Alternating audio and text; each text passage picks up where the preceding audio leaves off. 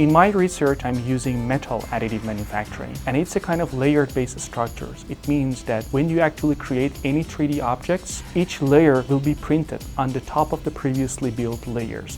Three-dimensional printing or 3D printing is essentially a must for future space missions because we will not be able to take everything from Earth. And we use those Martian regolith to print something with metals so that you can actually use these parts to replace a load-bearing structural parts in case you need it. If something bad happens in our manned mission or unmanned mission in Mars, if we can establish a 3D printing base, we should be able to do this kind of things. And this is exploratory work, these are visionary work.